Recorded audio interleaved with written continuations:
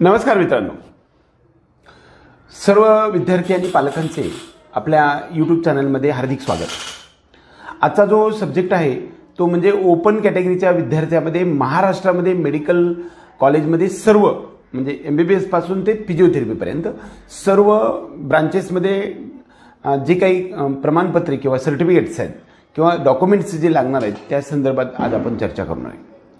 एकूण सर्व प्रकारचे इसेन्शियल डॉक्युमेंट्स ओपन कॅटेगरीसाठी काय अपेक्षित असल्या पाहिजे त्याच्या संदर्भातले मी 10 डॉक्युमेंटची लिस्ट आज तुम्हाला सांगणार आहे। आता आपण तीन प्रकार केलेले आहेत। एक ओपन कॅटेगरीसाठी जे लागणारे डॉक्युमेंट्स आहेत ॲडमिशनसाठी, त्यानंतर OBC SBC NT 1, 2, 3 व्हिजे या कॅटेगरीसाठी लागणारे डॉक्युमेंट्सचा एक वेगळा ग्रुप तयार केला आहे आणि तिसरा जो आहे तो SC आणि ST या डॉक्युमेंट्स या विद्यार्थ्यांच्या कॅटेगरीच्या विद्यार्थ्यांसाठी ॲडमिशनच्या वेळी लागणाऱ्या डॉक्युमेंट्सची लिस्ट आपण आज प्रोव्हाइड करणार आहोत।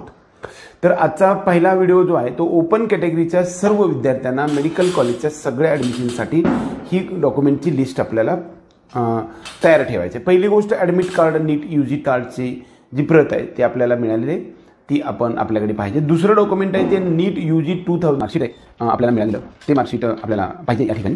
त्यानंतर तिसरं जे आहे ते nationality certificate issued by district magistrate, additional district magistrate and metropolitan magistrate, म्हणजे complete authority for issue such a certificate, valid Indian passport and school leaving certificate HSC 12th standard indicating the nationality of the candidate as a Indian, म्हणजे nationality certificate आपल्याला अशा authorised ह्याच्याकडून पाहिजे की ते nationality certificate आपल्याला compulsory आहे, ते आता सांगितलेलं जे आहे ते। तर दुसरा गोष्ट चौथा जो आहे तो domicile certificate issued by district magistrate and metropolitan magistrate, additional district magistrate or competent authority for issue of such certificate note you may have combined nationality and domicile certificate. Nationality आणि डोमिसाइल सर्टिफिकेट एकत्र सुद्धा असू शकतं, कदाचित हे दोन्हीचं एकत्र पण certificate असू शकतं, ते लक्षात ठेवायचं आपण। त्यानंतर पाचवं जे डॉक्युमेंट आहे ते म्हणजे SSC एक्झामिनेशन मार्कशीट, म्हणजे 12वीचं आपल्याला जे काही मिळणारं मार्कशीट आहे ते बोर्ड सर्टिफिकेट नसलं तरी चालतं, मार्कशीट आपल्याला कंपल्सरी ओरिजिनल प्रतिमध्ये पाहिजे। 12th लिव्हिंग सर्टिफिकेट, त्याला आपण TC किंवा लिव्हिंग सर्टिफिकेट पण म्हणतो, 12वी नंतरचा शाळा सुटल्याचा दाखला आपल्याला असला पाहिजे। त्यानंतर 7व्या नंबरचा आहे ते SSC पासिंग सर्टिफिकेट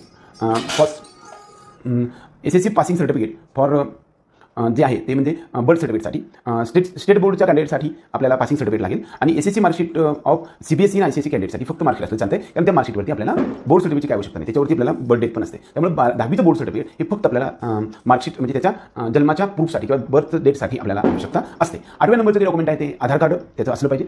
9व्या नंबरचं डॉक्युमेंट जे आहे ते म्हणजे medical certificate issued by annexure H नुसार जे काही ब्रोशर इन्फॉर्मेशन दिलं आहे त्याच्यानुसार फिजिकल फिटनेस सर्टिफिकेट सुद्धा आपलं असणं गरजेचं आहे, ते सर्व रजिस्टर्ड मेडिकल प्रॅक्टिशनर कडून पाहिजे। दुसरी गोष्ट हे सगळं आता सगळं आपल्याला तयार ठेवायला काही हरकत नाही, काही डॉक्युमेंट्स आपल्याला लागतील तर त्यावेळेस आपण घेऊ शकतो। 10व्या नंबरचं जे सर्टिफिकेट आहे ते म्हणजे गॅप सर्टिफिकेट, तुमच्याकडे गॅप असेल तर त्या विहित नमुन्यामध्ये किंवा कोणत्याही आपल्याकडे असणाऱ्या नमुन्यामध्ये गॅप सर्टिफिकेट आपल्याला त्या इश्यू करायचं, हे 10व्या नंबरचं सर्टिफिकेट आपल्याला ओरिजिनल स्वरूपामध्ये आपल्याकडे असली पाहिजे।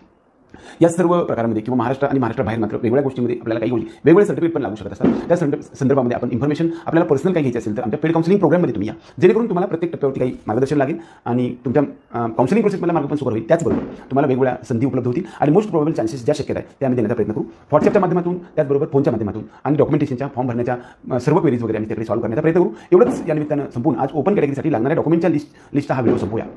जय हिंद, जय महाराष्ट्र।